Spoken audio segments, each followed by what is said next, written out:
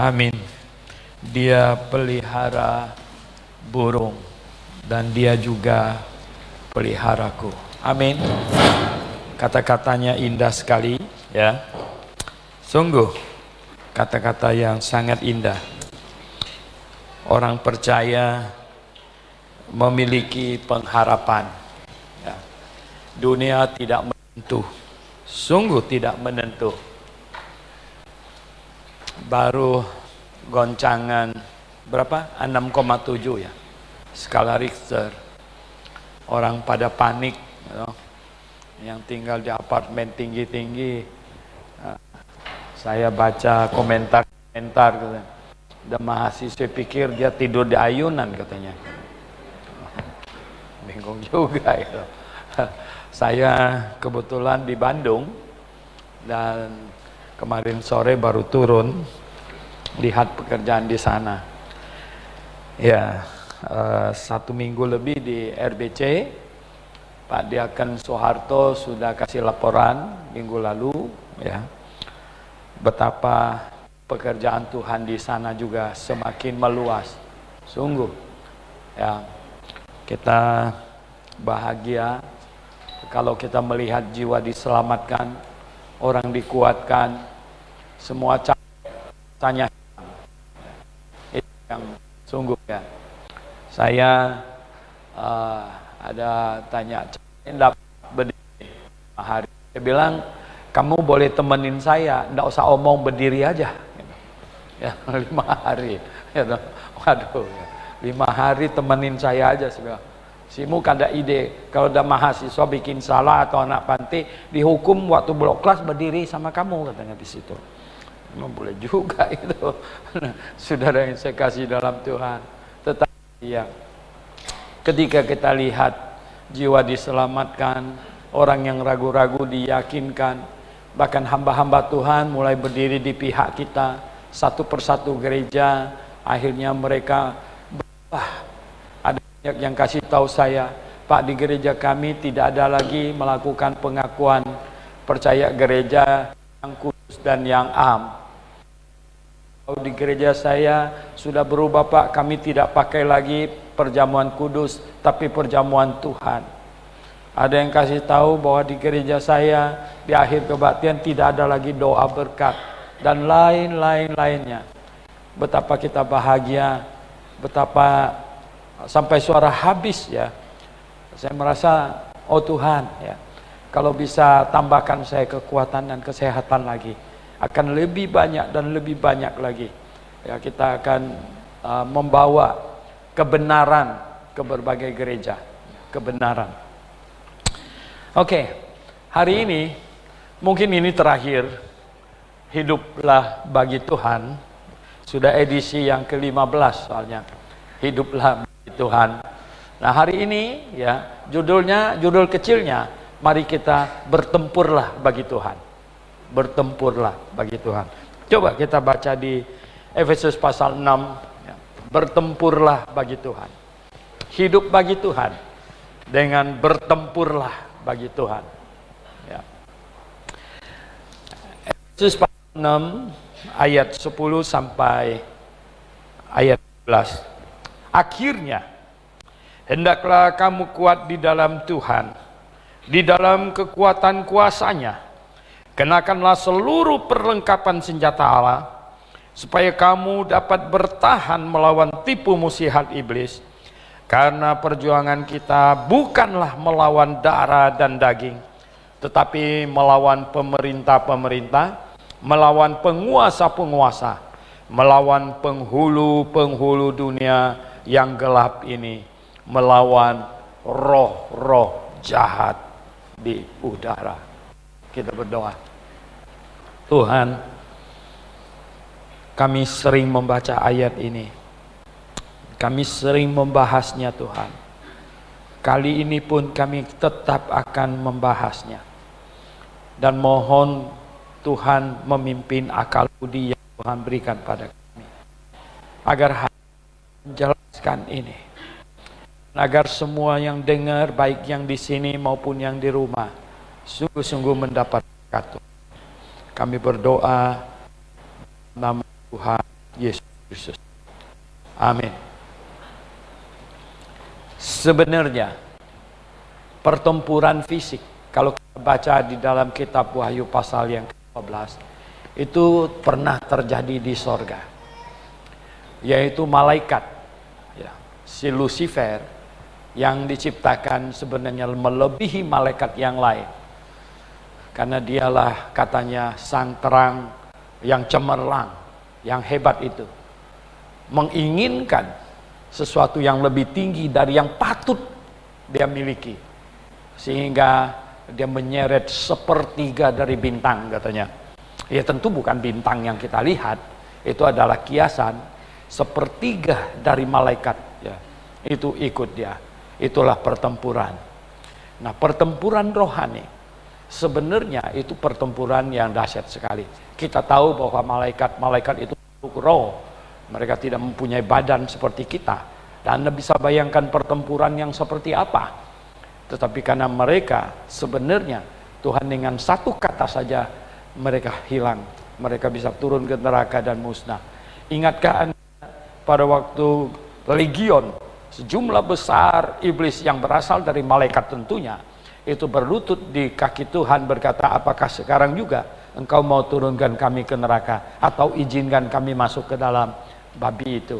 Dan Tuhan, ya, demi menyelamatkan satu orang, hilang sekitar 3.000-an babi. Oh saudara, coba kalikan aja sekarang harga babi satu ekor berapa. Oh, makanya kadang-kadang saya berpikir, tahu nggak ya, memang kita blok kelas, setiap blok kelas yang lalu di sini sekitar 15 juta kita habis ya, di RBC juga.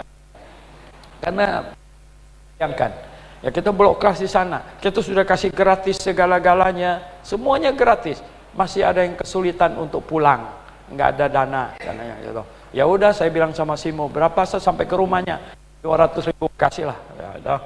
Saudara yang saya kasih dalam Tuhan Yesus Kristus, ya. Kalau 3.000 ekor babi hanya untuk menyelamatkan satu orang, Tuhan menganggap itu worthy, itu layak. Sebayangkan kita melakukan sebenarnya hal yang sangat kecil, sangat murah, murah meriah, ya toh. Dan kita bisa menyelamatkan jiwa kekal. Nanti dia di sorga, saudara. Dia di sorga. Dia akan sangat berterima kasih bukan hanya kepada saya, karena waktu itu akan terang benderang. Setiap orang yang ikut ambil bagian, siapa yang ikut menyumbang, siapa yang ikut memasak, siapa yang ikut segala-galanya. Tanya Ibu Bu Soeharto di sana, ya loh. Mengapa? Masaknya bukan main. Karena semua mahasiswa belum pernah ikut, karena saya 2 tahun lebih 3 tahun tidak blok kelas. Jadi mahasiswa tidak ikut, jadi semua mahasiswa ikut. Yang masak apa? Staf semua kerahkan untuk masak. Saudara yang saya kasih dalam Tuhan, tetapi semuanya berjalan. Nah, demi menyelamatkan satu orang, Tuhan rela ya mengorbankan 3.000-an babi. Kita belum apa-apa, jemaat yang saya kasih dalam Tuhan. Jadi Anda bisa bayangkan betapa mahalnya jiwa manusia itu. Betapa mahalnya sebenarnya seseorang di mata Tuhan. Dan perlu diselamatkan. Nah itulah yang kita usahakan. Nah itulah yang membuat kita terjadi pertempuran demi pertempuran, saudara. Setelah pertempuran di sorga antara pengikut Lucifer dengan malaikat yang jago, yang setia, penghulu malaikat. Penghulu itu hanya pemimpin malaikat yang namanya Mikael, ya toh. Sehingga bertempur, dan pertempuran akhirnya, saudara, bergeser ke dunia ini. Pertempuran di sorga akhirnya bergeser ke dunia ini. Dan di dunia ada manusia, ada makhluk yang Tuhan ciptakan, yang dia berikan akal budi untuk menimbang, untuk berpikir, untuk bisa mengambil keputusan. Saudara yang saya kasih dalam Tuhan Yesus, saya tidak habis pikir ada orang bisa percaya kepada teologi bahwa Adam jatuh dalam dosa sudah Tuhan tetapkan. Bagaimana mungkin, ya toh? Saudara yang saya kasih dalam Tuhan, ini teologi yang bukan saja sangat amat sesat sekali. Bagaimana Tuhan kok menjadi penjahat? Bagaimana Tuhan bisa menetapkan Adam jatuh dalam dosa dan Tuhan tetapkan segala sesuatu katanya. Segala sesuatu sudah Tuhan tetapkan. Kamu batuk bengkak itu Tuhan sudah tetapkan, Bu ya. Nah, ini ngaurnya minta ampun-ampun. Saudara yang saya kasih dalam Tuhan, saya bilang bagaimana mungkin Tuhan tetapkan orang Sodom jadi homo, kemudian Tuhan marah atas ketetapannya dan dia bom nuklir mereka. Walah.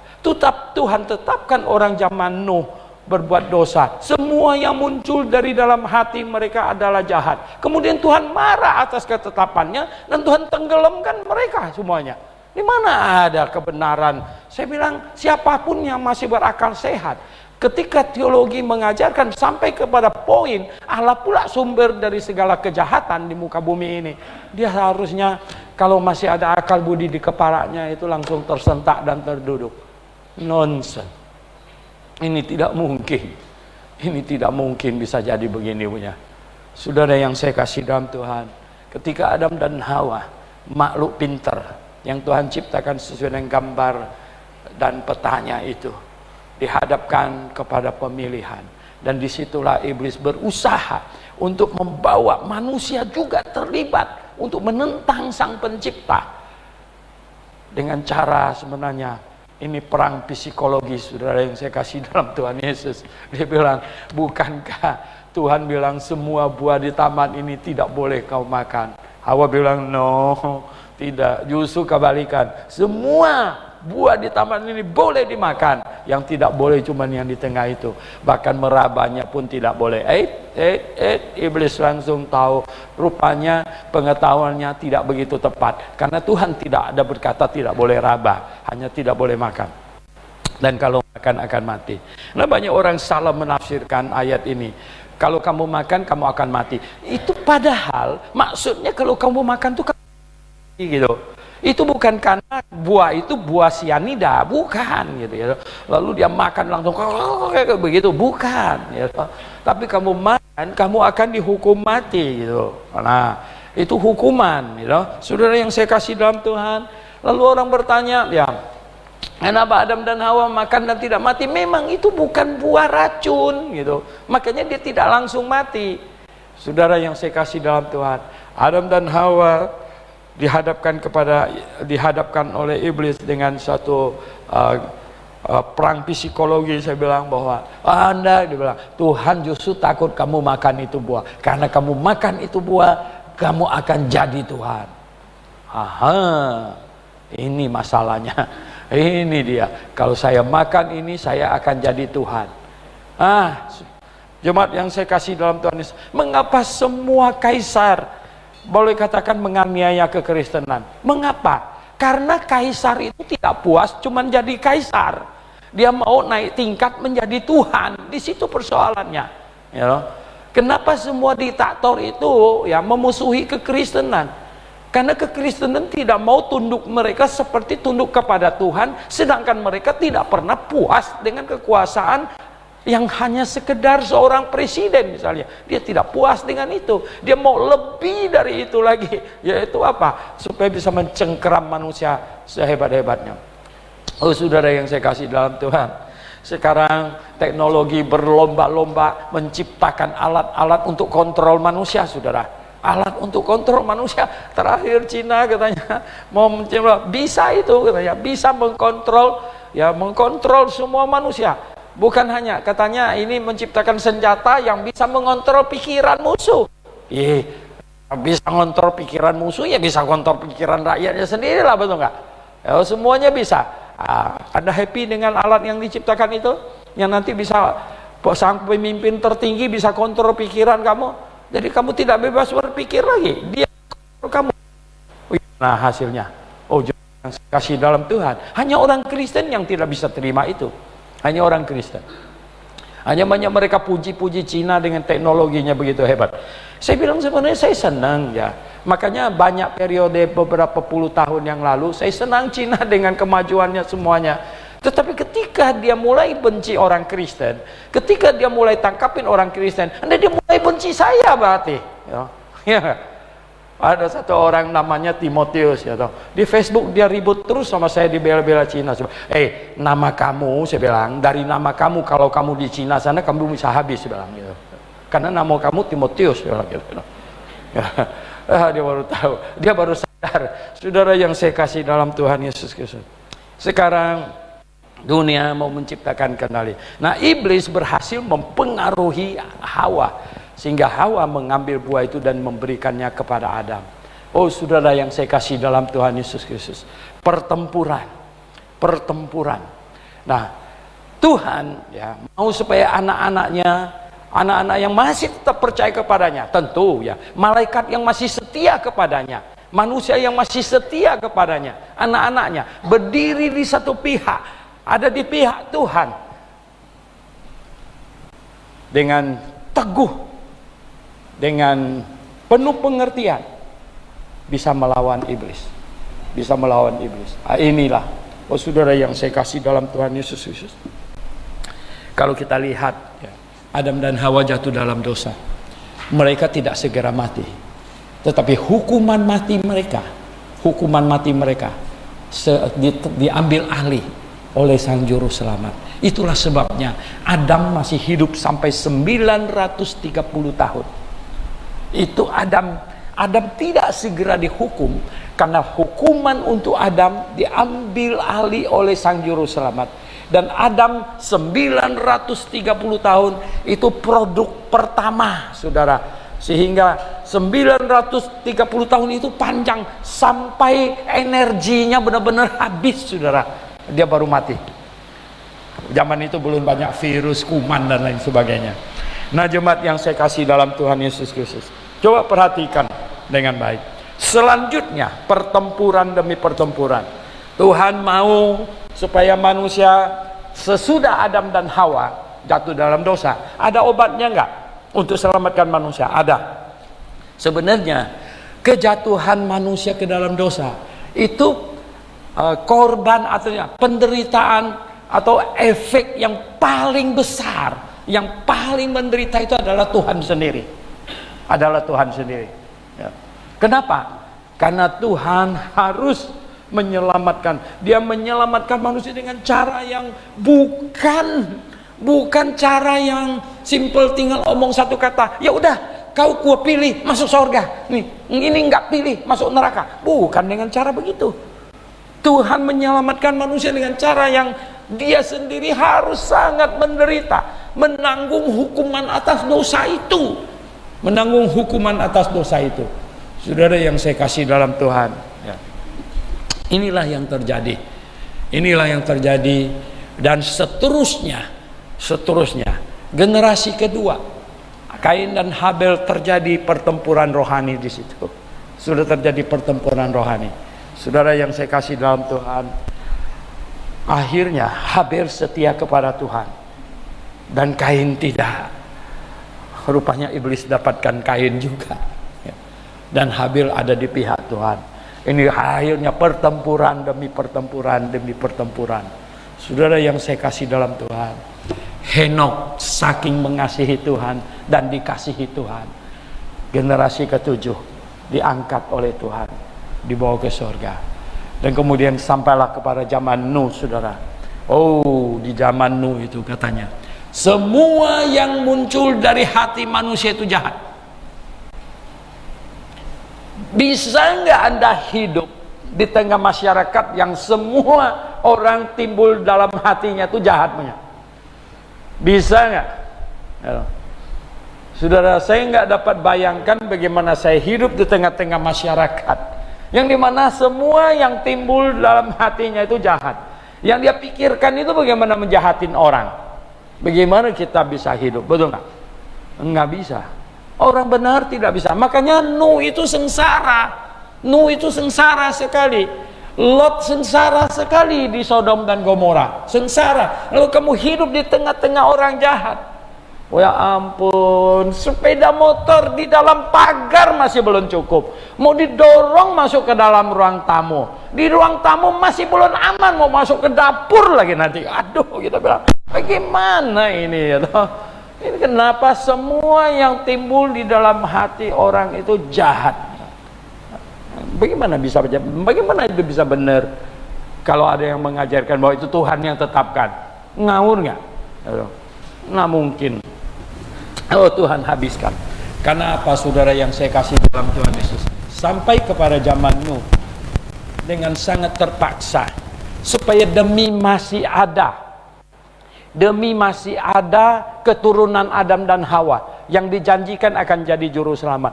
Bisa nggak Tuhan hapuskan sampai kepada Nuh juga, gitu? Kalau ditunggu lagi, mungkin Nuh dan keluarganya meninggal, tidak ada lagi orang benar, dan kemudian Tuhan hapus semuanya, bikin manusia baru. Bisa? Ya bisa saja. Apa susahnya? Kan sudah bikin Adam dan Hawa, gitu. Tetapi persoalannya apa dong? Persoalannya adalah karena Tuhan di Adam dan Hawa akan kirim juru selamat yang dari keturunan Adam dan Hawa, gitu.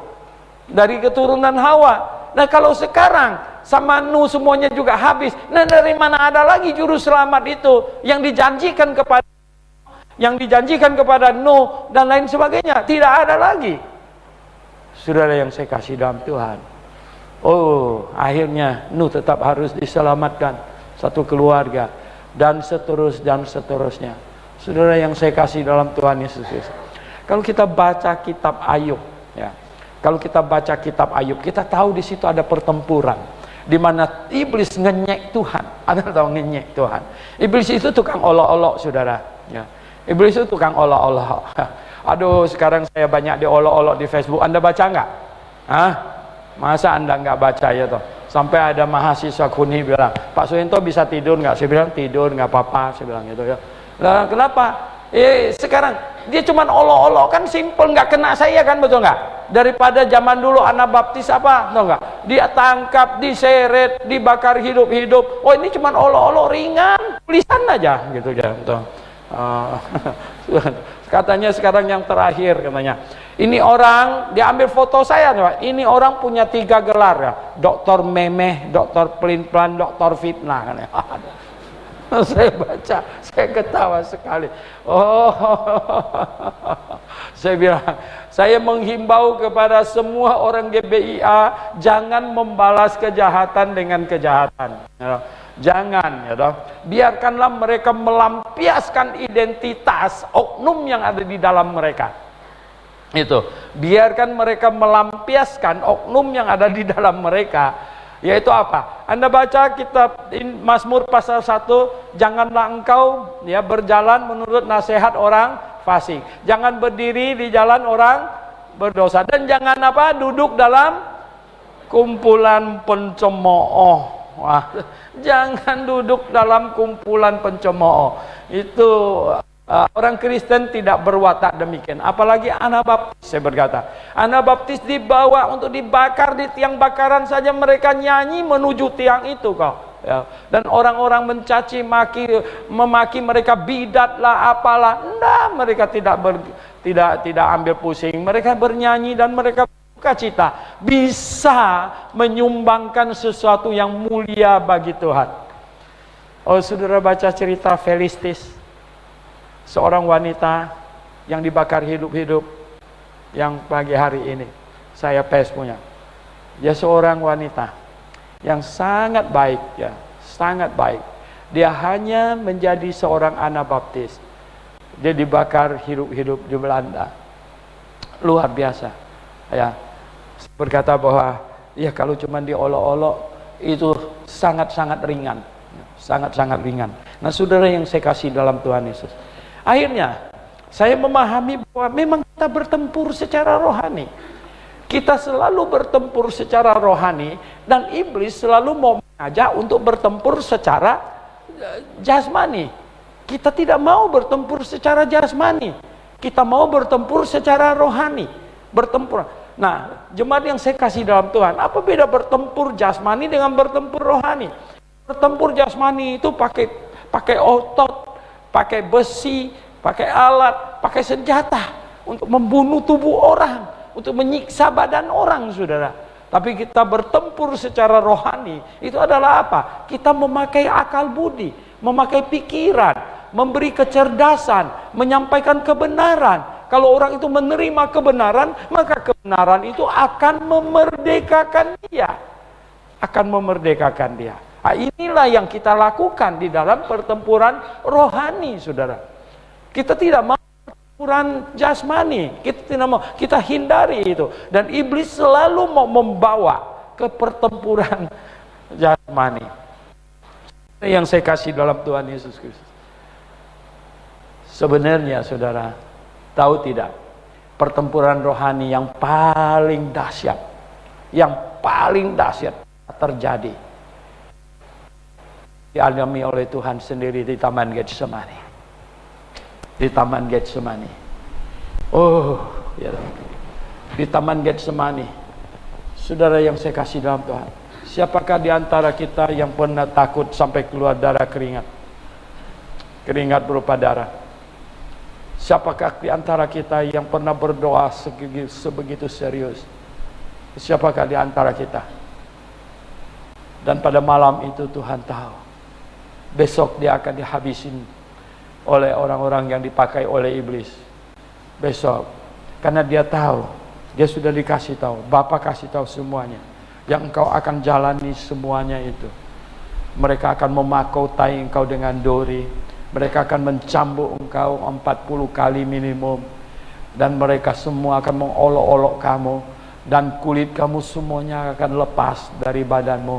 Dan mereka akan memaku engkau di atas kayu, di sebuah kayu. Dan menggantung engkau seharian di situ.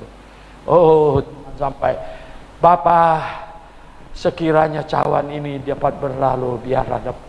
Itu pertempuran rohani yang luar biasa. Saudara yang saya kasih dalam Tuhan, pernahkah Anda mempunyai masalah hidup, mempunyai pergumulan, Anda berdoa sedemikian rupa, sedemikian serius, pernahkah? Saya rasa tidak pernah. Saya sendiri tidak pernah, saudara. Makanya saya berkata, apa yang kita alami, penderitaan, kesusahan, segala macam yang kita alami, kalau dibandingkan dengan apa yang Tuhan alami untuk kita, oh luar biasa. Itu kecil, punya kita tuh kecil. Dengan kita berani mati, mau digantung di Monas, itu masih belum apa-apa, saudara. Belum apa-apa, saya kasih tahu. Belum apa-apa. Wah, dibandingkan, sampai Rasul Paulus bilang, ya toh, bahwa mungkin Rasul Paulus sudah sering melihat orang disalib oleh pemerintah Roma. Karena pada waktu itu kalau penjahat tertangkap, yang hukuman mati disalib. Paulus sudah sering melihat itu orang disalib. Tetapi khusus Tuhan Yesus, ini adalah yang paling dahsyat dari semuanya. Yang paling dahsyat, bayangkan. Mengapa? Karena Pilatus itu tadi bilang bahwa Yesus itu dihukum dicambuk 40 kali dengan cambuk Roma. Dia pikir bahwa dengan dicambuk itu sampai dia hampir mati, dengan kulitnya lepas semuanya, orang Yahudi bisa jadi kasihan gitu. Ya kan? Sudahlah, gitu. Sudahlah, udah enggak tega lagi gitu. Sudahlah, udah lepasin dia lah. Kami pun sudah puas lah gitu. Lihat dia sudah setengah mati begitu. Ternyata tidak, saudara. Ternyata tidak. Pilatus pikir udah dicambuk, udah selesai. Ternyata tidak, saudara. Mereka menuntut apa? Dia harus dihukum mati. Jadi double hukumannya. Aturannya kalau penjahat yang lain-lain, kenapa belum mati dong? Sampai jam 3, sampai jam sore, belum mati. Belum mati, kenapa belum mati? Ya mereka segar-begar dipaku di situ. Sedangkan Tuhan Yesus apa? Semalaman dipakaikan mahkota duri. Itu kalau durinya nancap, itu air darah itu meleleh semuanya itu. Ya, ini luar biasa sekali. Dengan segala macam itu luka semuanya, dia tidak tahan lagi. Jam 3 putus napasnya. Saudara yang saya kasih dalam Tuhan Yesus, pertempuran rohani yang amat sangat, dan iblis berusaha menggeser pertempuran rohani ke pertempuran jasmani, pertempuran fisik. Dengan apa? Menghasut Petrus waktu itu, saudara. Petrus bawa pedang, saudara. Petrus bawa pedang. Ini murid-murid Tuhan Yesus sampai kepada detik itu, mereka pikir mereka itu adalah apa? Kopassus itu dalam, saudara ya.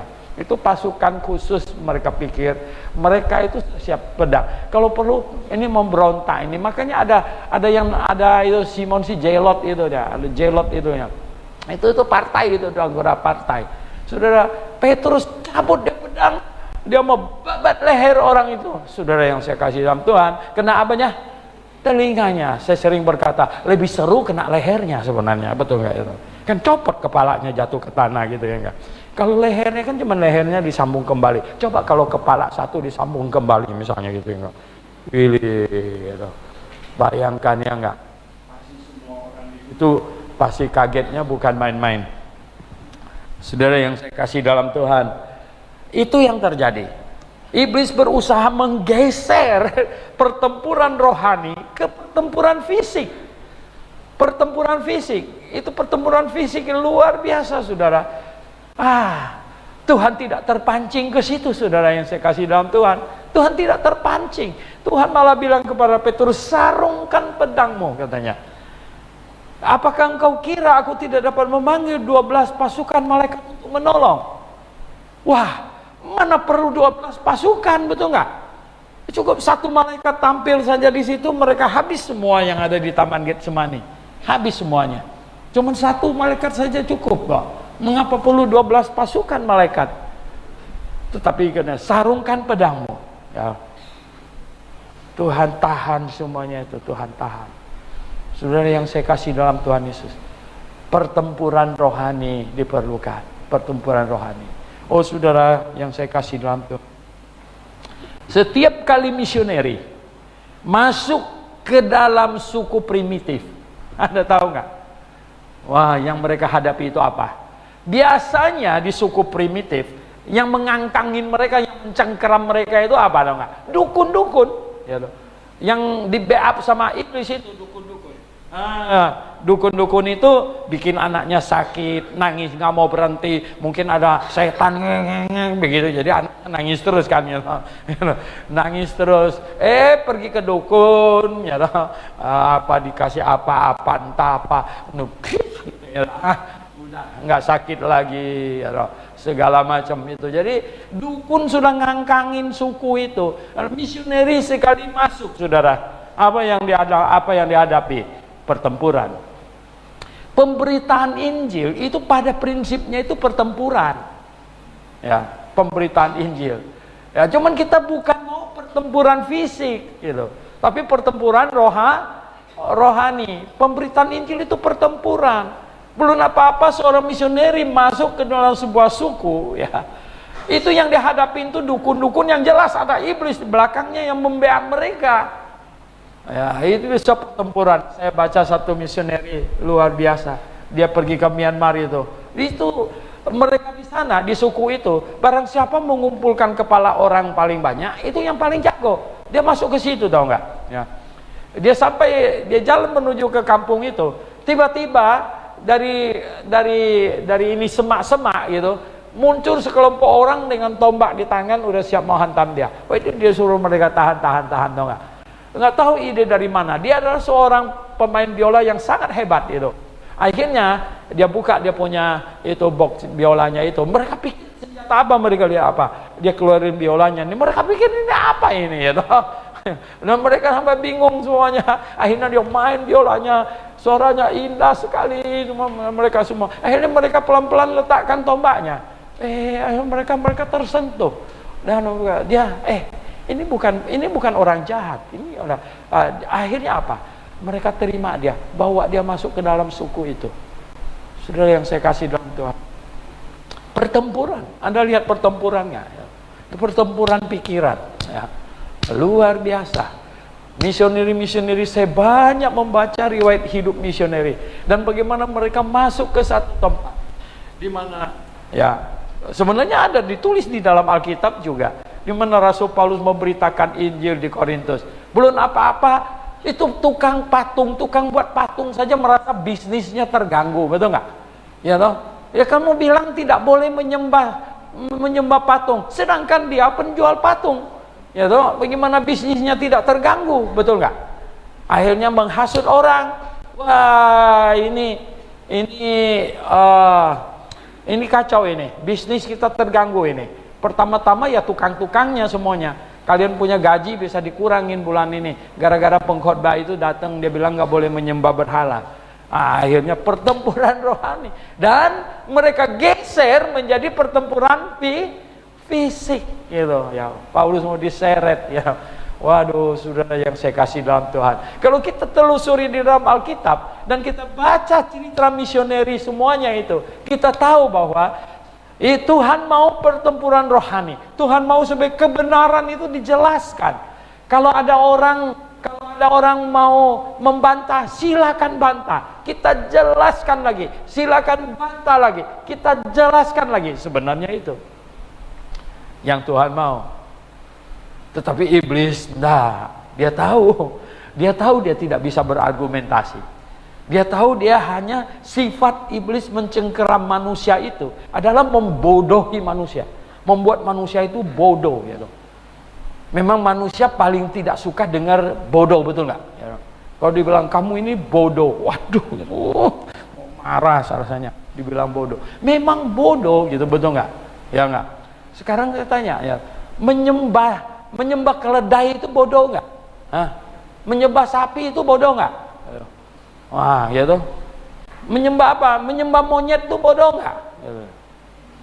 Menyembah simpanse bodoh nggak? Lebih bodoh lagi menyembah tainya simpanse, gitu kan? Tingkatannya lebih rendah lagi gitu. Saudara yang saya kasih dalam, Tuhan mau kita berperang secara logika, akal budi. Ya. Kita berperang secara rohani. Inilah yang Tuhan sangat inginkan. Nah, jemaat yang saya kasih dalam Tuhan Yesus Kristus, lihat apa yang Rasul Paulus katakan di sini katanya. Pikiran ini ya. Ini kita melawan bukan melawan darah dan daging katanya. Artinya bukan melawan orangnya gitu, darah dan daging. Tapi melawan apa? Melawan ini, melawan pemerintah-pemerintah. Ya, kita hari ini belum melawan pemerintahan Indonesia dalam hal memberitakan Injil. Karena kita masih bebas, betul nggak? Tapi di negara yang lain kan melawan pemerintah-pemerintah. Ada banyak melawan pemerintah-pemerintah. Melawan apa lagi katanya? Penguasa-penguasa. Oh, jemaat yang saya kasih dalam Tuhan. Ketika di zaman raja yang berkuasa, ratu yang berkuasa, iblis cengkeram mereka dan memaki mereka, menganiaya orang Kristen. Dan sekarang berbeda, saudara yang saya kasih dalam Tuhan. Sekarang zaman demokrasi, sedikit berbeda ini. Di zaman demokrasi itu iblis bekerja memang lebih ekstra berat. Soalnya kan mempengaruhi satu orang raja jauh lebih gampang daripada mempengaruhi mayoritas penduduk, betul nggak? Jauh lebih sulit.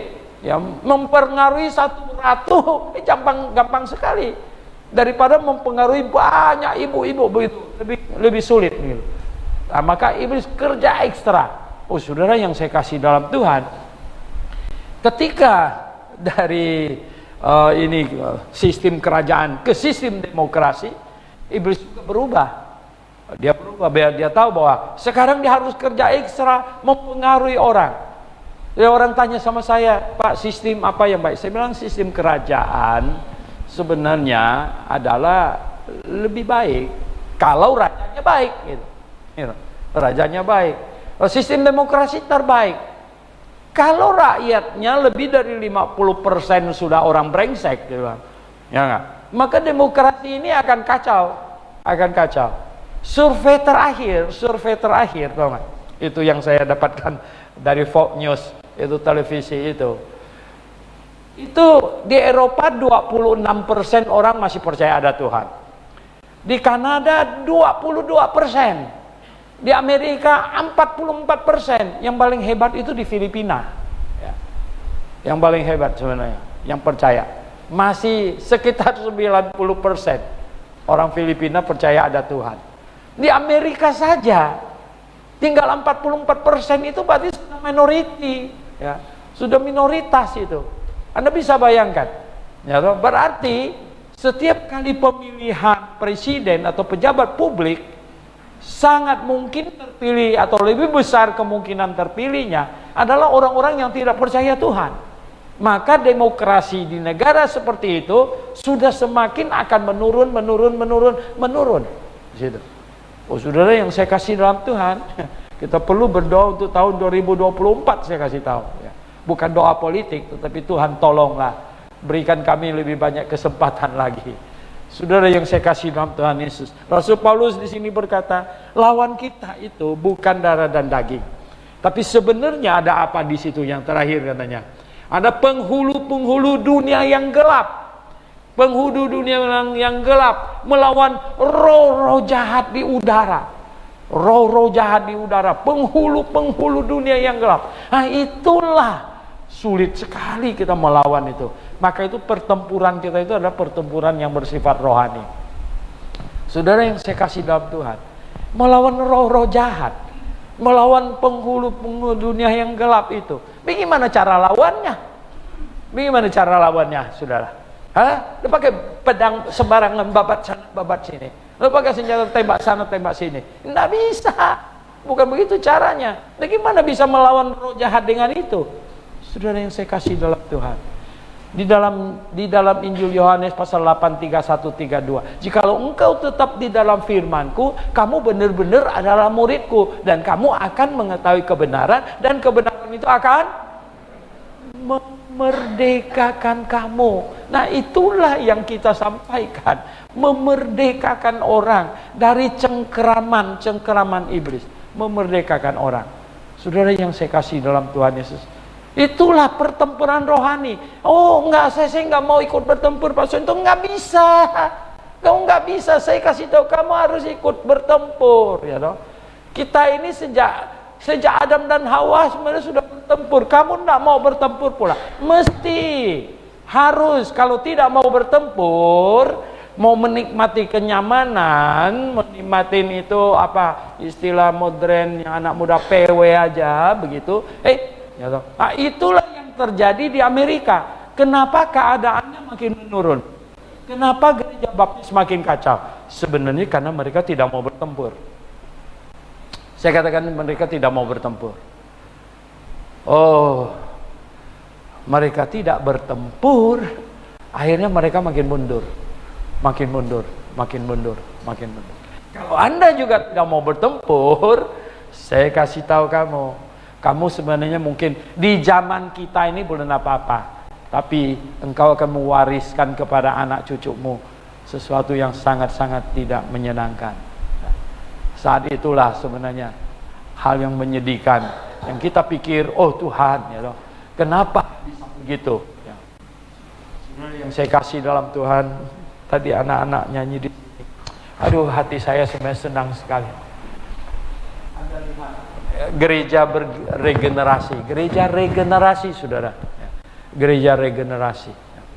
Saya bilang kepada Diaken Atat tadi, saya bilang mereka ini nggak sampai 10 tahun lagi ke depan, ini sudah orang dewasa. Ya. Nggak sekitar 10 tahun lagi, saya bilang mereka yang berdiri nyanyi di sini sudah jadi orang dewasa. Saudara, terjadi sebuah regenerasi bergulir terus ini. Mau mewariskan kepada mereka apa? Kita tidak bisa tidak ikut bertempur, harus bertempur. Saya katakan pertempuran rohani itu wajib. Cuman masalahnya engkau ambil bagian apa saja, ya, engkau ambil bagian apa. Jadi dalam sebuah peperangan, sebuah negara, semua rakyat dimobilisasi. Saudara, tadinya Amerika itu tidak mau bertempur. Winston Churchill bilang nggak bisa, kamu harus ikut. Ini sebentar lagi Inggris habis oleh Jerman ini. Dia punya pesawat ngebom terus, walaupun sudah bikin gelap, nggak ada satu titik pun lampu bisa dibom. Winston Churchill ajak Amerika masuk. Amerika bilang nggak bisa, ada janji nama. Jepang pergi bilang kami tidak ganggu kamu, kamu jangan masuk. Saudara yang saya kasih dalam Tuhan. Tetapi tahu nggak? Sejak Jepang tipu Amerika, sebenarnya tipu itu, ya loh. Kenapa? Karena duta besarnya baru keluar dari ini, ada presiden bilang tidak mau menyerang Amerika. Itu pesawat sudah sedang jalan menuju ke Pearl Harbor dan dibom. Nah, saat itulah saudara, ya loh, Presiden Roosevelt ya bilang, menghimbau semua Amerika memerlukan volunteer sebanyak-banyaknya, volunteer sebanyak-banyaknya. Kenapa? Sekarang pertempuran tak bisa dihindari lagi. Jenderal Eisenhower memimpin pasukan Atlantik, ya. Jenderal MacArthur seorang yang sangat pintar, Di Virginia, di Norfolk, saya melihat museumnya luar biasa sekali. Dia seorang jenderal yang hebat sekali, yang sudah pensiun, saudara. Sudah pensiun beberapa tahun. Tapi karena Perang Dunia Kedua ini, dia dipanggil khusus, kasih 1 bintang lagi, 5 bintang. Dan kemudian dia disuruh pimpin di pasukan Pasifik di sini, harus serang. Dan semua rakyat Amerika dimobilisasi. Semuanya untuk membuat pakaian tentara lah, apalah, segala macam. Semuanya dimobilisasi. Semua dari pasukan yang paling di garis depan sampai anak-anak, semuanya. Saudara yang saya kasih dalam Tuhan, Anda tidak bisa tidak ikut perang, saya katakan. Tidak bisa tidak ikut perang. Kalau engkau mau imanmu bertumbuh juga, kalau engkau mau apalagi masa depan kekristenan, kalau engkau mau masa depan gereja yang benar, yang alkitabiah, Anda masih tetap merindukan hal itu tidak? Betapa indahnya kita melihat anak-anak bisa berkumpul, betapa indahnya ada gereja yang benar dalam jangkauan Anda. Saudara yang saya kasih dalam Tuhan, adanya gereja yang macam demikian, saya kasih tahu, itu biaya untuk mendatangkan gereja yang macam demikian ini tidak murah, saudara. Tidak murah. Tadi saya sudah berkata bahwa Felistis dibakar hidup-hidup. Felismen ditenggelamkan baru umur 22 tahun. Oh, banyak lagi, saudara. Banyak lagi. Ya. William Tyndale dibakar hidup-hidup. Sambil api melalap dia berseru, "Tuhan, bukakanlah mata Raja Inggris," katanya. Begitu. Saudara yang saya kasih dalam Tuhan, harganya tidak murah, saudara. Dan orang-orang pendahulu kita sudah membayar harga itu. Mereka bertempur, saudara, bertempur, terus bertempur. Ya. Oh, John Bunyan yang sangat terkenal, 12 tahun di dalam penjara, bukan 12 hari, saudara.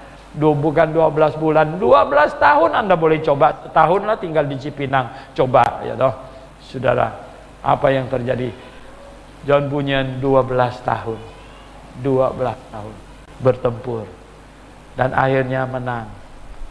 Dia menang, dia keluar. Oh, banyak lagi, saudara.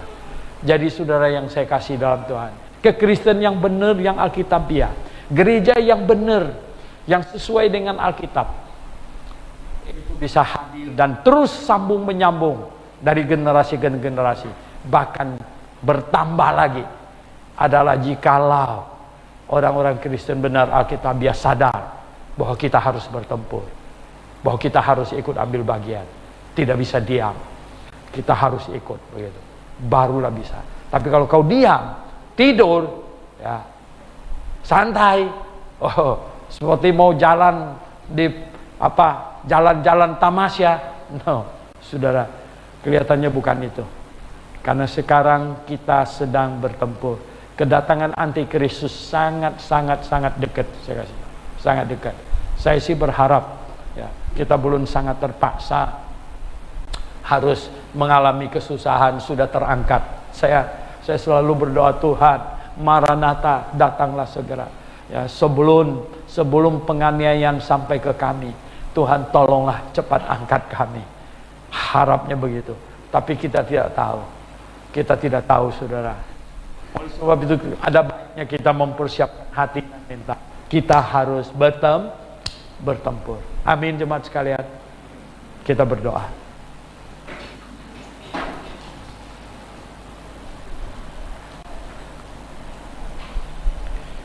Jemaat yang dikasihi Tuhan,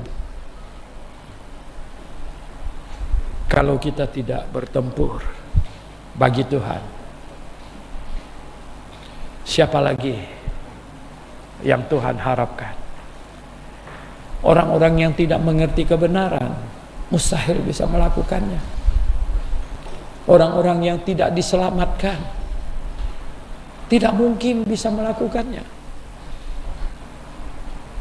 Tinggal kita, orang-orang yang sudah lahir baru, yang sudah selamat, yang setiap kali ditanya pasti masuk surga, kita angkat tangan.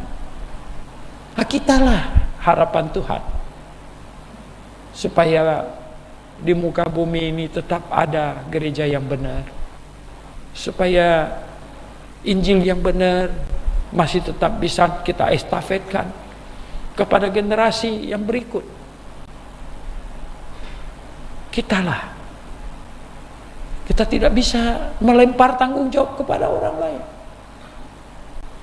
karena tugas ini hanya bisa dilakukan oleh orang yang sudah lahir baru, yang mengasihi Tuhan. Bapa di sorga, terima kasih. Terima kasih Tuhan. Sungguh terima kasih. Tuhan, kami sangat ingin Engkau cepat datang kembali. Sangat ingin. Kami tahu apa yang akan terjadi yang sudah dinubuatkan. Kami hanya berharap Engkau cepat datang sebelum kami harus membeli sesuatu. Tidak bisa tanpa seizin si penguasa. Tuhan, tolong kami, pimpin kami Tuhan, dalam nama Tuhan Yesus Kristus kami berdoa, amin.